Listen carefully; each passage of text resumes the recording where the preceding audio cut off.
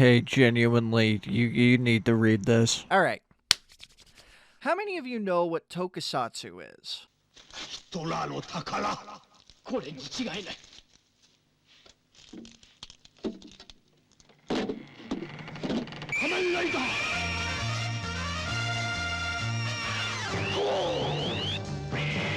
Tokusatsu, or as it can literally be translated, special filming, is a Japanese genre of filmmaking that relies primarily on practical special effects. You see this a lot with superhero, science fiction, horror, mostly stuff coming out of Japan. If you're outside of Japan, a worldwide watcher, you know what this is. It's your Godzillas, it's your Kamen Riders, it's your Ultramen, it's even your Buffys and your Doctor Who's. A lot of stuff can be classified as tokusatsu if you really stretch the definition or even take it literally.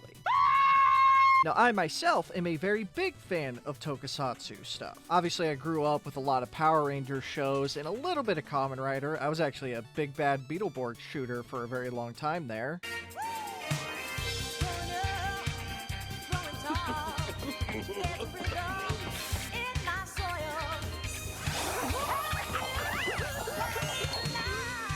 I got back into it a little later in life with Kamen Rider Exade, and I've been regularly watching tokusatsu stuff ever since. I've actually become a much bigger fan of Ultraman than I have with Kamen Rider or Super Sentai, and I still haven't seen a lot of bigger shows like Metal Heroes, B-Fighters, stuff like that, but I do love this stuff.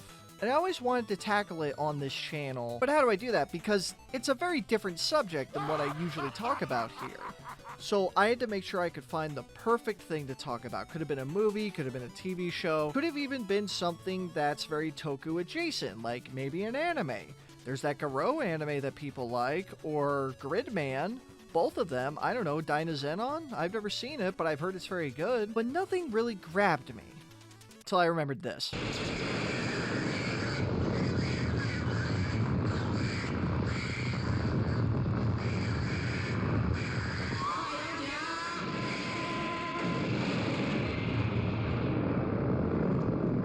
This wonderful thing, my friends, is the Super Inframan. Like I said earlier, tokusatsu can be whatever it wants to be because it's not technically a genre like action, science fiction, horror, stuff like that. It's a filmmaking technique used to make stuff like that. So you don't have to be Japanese to make your own tokusatsu property, and that's what this is. The Super Inframan comes from Hong Kong, and it was made in the 70s at the height of televised tokusatsu popularity after the likes of Ultraman, Kamen Rider, Super Sentai started to take the airwaves, and it was really popular in Asian countries. So it would make sense for one of those countries to try to make their own superhero to try to capitalize on that popularity. Hence why we have the Super Inframan, or Zhongguo Chaoren, or the Chinese Superman as it's literally translated as. That's why that's there. Releasing in 1975, The Super Inframan is a superhero movie directed by Shan and distributed by the Shaw... Oh man, come on now. The Shaw Brothers was a production company that existed from 1956 to 2011. Kind of. It's still around. It's just merged with some other company. I don't know. It's not important to this video. The Shaw Brothers produced a ton, and I mean a ton of movies when they were around. I know a lot of people like to point and laugh at the logo like, haha, the company's a ripoff. Look, it's just a Warner Brothers shield. No. This company was real as hell, man. They have distributed hundreds of movies and TV shows, and a lot of them are pretty well known, like the 36th Chamber of Shaolin. During the 70s, they wanted to produce their own superhero film due to the immense popularity of shows like Ultraman and Kamen Rider in Hong Kong and other Asian territories. I need to take breaths. They hired Ekisu Productions founder Michio Mikami, who had already worked on several Kamen Rider shows at that point, to draft up some designs for the movie. At least I think he's worked on those shows. It's a little hard to find the full credits list for a lot of these older Kamen Rider shows if you're an English speaker, so I apologize if I get some of this information wrong. A lot of this is coming from the booklet that was included with the original Super Inframan DVD release by Image Entertainment. There is a better release that's out now by Arrow Video. It has a lot of commentaries. They've interviewed a few of the actors. There are a lot more tokusatsu historians that worked on it. You might be wondering why I'm not referring to that release. I don't know, man. You tell me. But I mean, this guy sent them everything. Sketches, full designs. He even gave them instructions on how to build the suits. Everything. The man was a professional.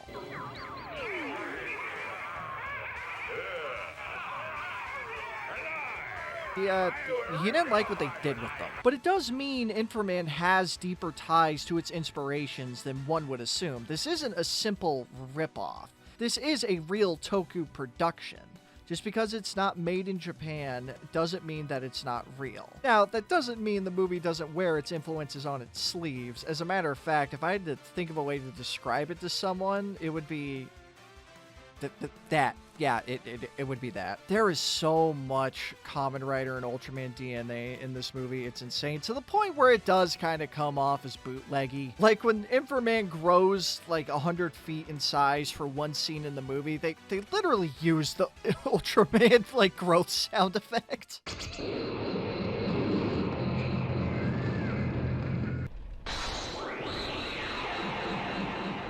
And there's some obvious thematic and design lifting from Kamen Rider, but like that's fine, and I can get into some of that a little bit later, because now I have to go over the story a little bit. I'm not going to go over the whole thing, I'll just hit some highlights in the intro, because one, I want you to actually watch this movie, two, you try explaining this shit, man.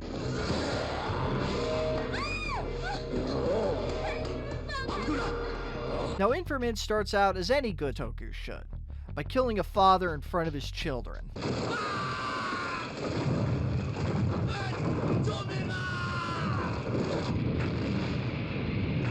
You know, this happens a lot more than you'd think it would. Now look at this. Look at this horrific display of destruction. Buildings destroyed, families displaced, fires everywhere. There's people jumping out of buildings. Everything is just in pure chaos. Hey, wait a minute, that's from a different movie. Yeah, this little thing right here, this is from a different movie called The Submersion of Japan. In fact, I'll play it side by side right now. Look at this. Yeah, they just did this to save money, which is crazy because they do a legit fire scene like not long after this, and it looks really good. The director Hua Sha was even asked about it in an interview done for the DVD. Was permission given to use the Japanese film stock footage of burning buildings from the Japanese film The Submersion of Japan? There are a lot of canned footages from the Shaw Bros editing department. According to the editor, Shaw's bought this footage from overseas. If required, the editor added a bit of this footage scenes to save money and time. In the case of Inframan, there is a fire scene we needed to shoot. We needed a shot of the full view. Originally, we were thinking of building a model of the city and then burn it to film the fire scene, but a producer wanted us to save money, so they instructed us to use this canned footage instead. A few days after the stock footage disaster, Professor Liu and I actually don't remember what this organization is called, so I'm just going to call them the Ultra Guard because fucking come on. They learned that the dormant volcano Mount Devil has started to erupt, and it's here where we learn the source of the chaos. The awakened demon princess Beelzebub, and her gaggle of silly men and one woman, and she's here to take over the planet. Professor Liu decides that they are a threat to all of humanity and put the Ultra Guard on high alert. He then pulls aside one of his employees, Lema. I know the subtitles say Rema, but it's Lema. It's Lema. And he tells him about a secret project he's been working on for years, the Inframan. He asks Lema if he wants to take the risk to become Inframan, even though he'd be risking his own life in the process.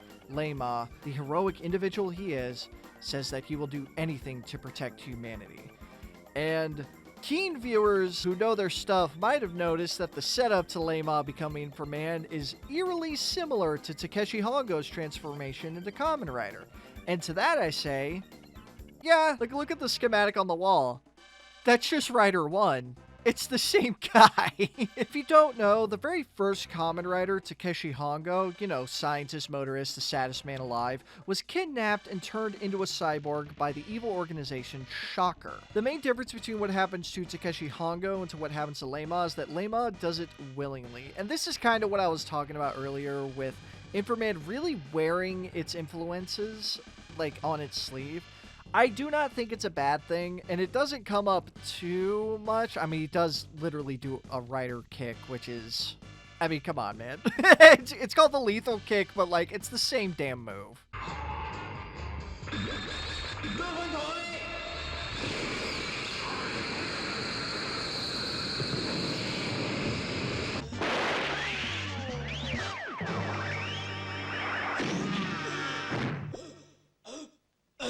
And as I said earlier, the movie just outright steals Ultraman sound effects, such as the growing sound effect and some of the suspenseful music stings. By the way, I love how the booklet for the DVD says exactly how Fuyuki cues, Fuyuki is Toru Fuyuki, by the way, he did the music for Ultra 7, ended up in the film as one of the great mysteries of the film. Yeah, I know exactly how they ended up in the movie. They fucking stole them. Oh yeah, I forgot to mention, while Lema is getting transformed into Inframan, the Ultra Guard are dealing with this.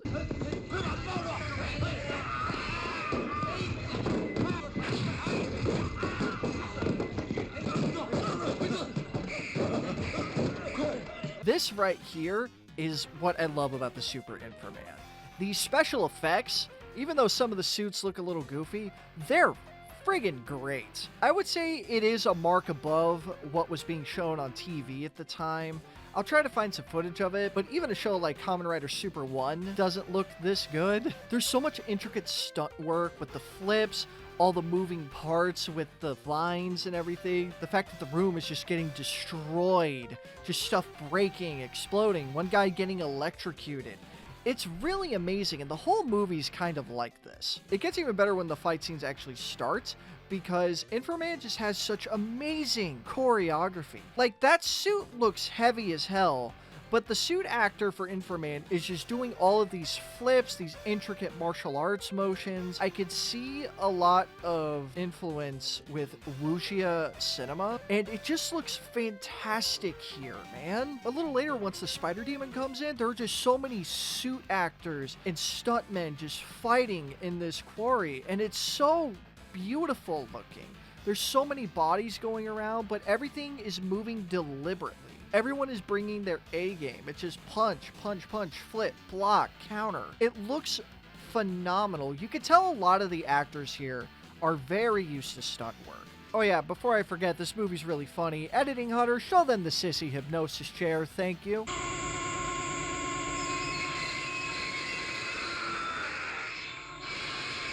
So after the fight with the plant demon, it's just moving a mile a minute now. You get the fight in the quarry with the spider demon and that guy. And then Inframan starts just doing amazing shit that he just never does again in the movie. Like growing 100 feet tall and just stomping the spider demon with his foot. Then there's this other scene with the driller demon who's just trying to plant dynamite underneath the bedrock of the facility. And if it seems like I'm skipping around, it's because this movie moves at Mach 10. It barely gives you any time to breathe. Inframan has this thing where I don't think it really feels like a movie. It feels more like a compilation of episodes from a TV show, which isn't uncommon. Ultraman and Kamen Rider have done that. Even Spider-Man's done it. But it can make the movie feel very chaotic, which it is. Let's be real here. You know what it actually reminds me of? And this is going to get people really mad at me. It reminds me of the first Mortal Kombat movie, not that one, this one. Yeah, there's more of a traditional narrative through line in Mortal Kombat, but that movie's also just a constant barrage of highly choreographed fight scenes. For the record, I mean this as a compliment, by the way. Like, I really do. I love Mortal Kombat 2. Not that Mortal Kombat 2, not Annihilation. That's... Does this mean what I think it does? Too bad I didn't get myself a new leg.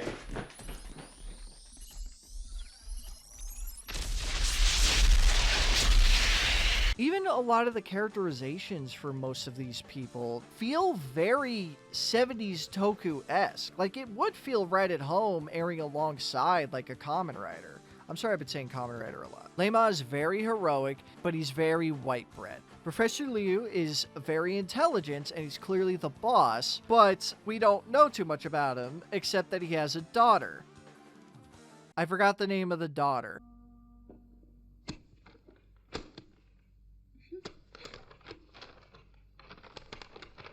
Something that's always kind of bothered me with a lot of discussion around Inframan.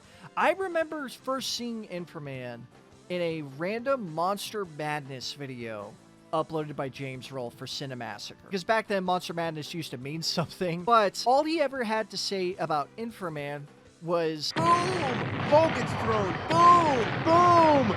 Boom! Inframan hits the control boards. Boom! Inframan picks up dynamite, flies up into the air, throws the dynamite. Boom! Wait a minute, dynamite exploded? Don't be silly. I feel like that's a little reductive, and I've seen that a lot with discussions for this movie in general. They're like, oh man, it's so trippy. Oh, it's so goofy. Look at this ripoff.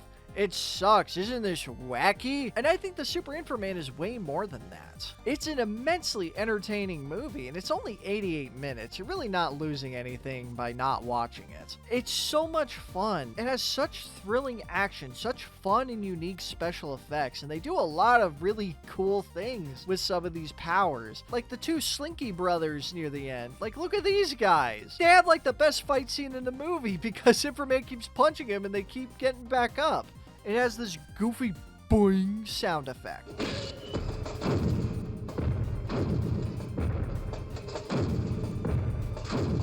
And also the look of the movie, man. Like the set over at the Science Center on Mount Devil, outside of Mount Devil, inside of Mount Devil. Like, all of these just look so fantastical and unique, and they use so much of the environment. My favorite fight scene in the movie is not even at the very end. It's when Inframan infiltrates Mount Devil and he goes inside the secret headquarters, and it's just this huge elongated fight scene inside with all these bodies going everywhere. All the grunts, who are clearly shocker grunts, by the way. That is absolutely a ripoff. They even make the same little annoying screeches.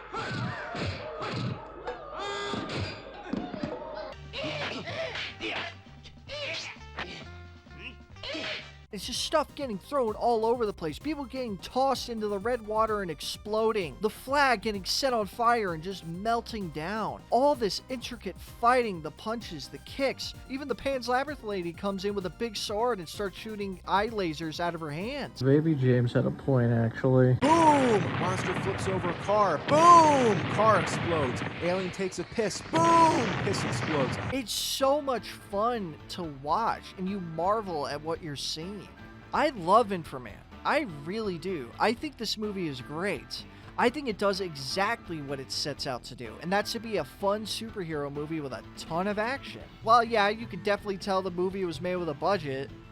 Boy, howdy, can you tell it was made with a budget? They're still able to do a lot with what they have. Even the goofier suits like the plant monster, he's still doing wire fu shit. He's still countering, he's still throwing punches, he's still keeping up with Inframan like he was a person. You didn't get that kind of action with the so-called actual tokusatsu shows at the time. This movie is unlike anything else that was airing on TV. This is in a league of its own. The fact that these suits are just slabs of rubber and they're able to do all this crazy shit is just super impressive to me. Also, suits and sets aside, the movie just visually looks great. So many wide shots of environments, and they really know how to keep that camera steady and hold onto a person's expression. Very little awkward zoom-ins. It's so nice looking, and you have Tadashi Nishimoto to thank for that. There's always so much chaos happening on screen, and the fact that it's so easily readable, I think, is a testament to the filmmaking. So many fight scenes that involve tens of people, and I can't imagine the nightmare of having to plan this out, let alone execute it. I love this movie, and I think it's wonderful. However, despite that, Inframan wasn't a hit. It completely bombed in Hong Kong. Why? Was Inframan successful for the Shaw Brothers in Hong Kong? Inframan was a film the Shaw Brothers made specifically for the children of Hong Kong. Unfortunately, as the film opening Inframan in the cinemas, a child imitated his favorite Japanese superhero after watching a TV show. He jumped out of the window of his apartment thinking he could fly and died. The incident shocked the whole society of Hong Kong. This affected the popularity of these shows in Hong Kong, and the box office of the film very badly. The film was a flop locally, and the Shaw Brothers never made a sequel. Jesus Christ. I get it, okay? I get why some people might not gel with this movie. I guess Inframan could be considered a ripoff. A cheap knockoff of Kamen Rider, a riff on Ultraman. While I agree that they are lifting a lot, and I do mean a lot from Rider and Ultra, does that make it bad? God, no. If anything, I think it adds to its charm. If you're able to recognize it, why would you hate it? That just makes it more fun. You get to point at the screen and say, oh, that's where they got that. That's really cool. These guys are just as big of fans of this stuff as you are. Why would you hate this? Look, is Inframan a great movie? Probably not, honestly. But is it a good movie?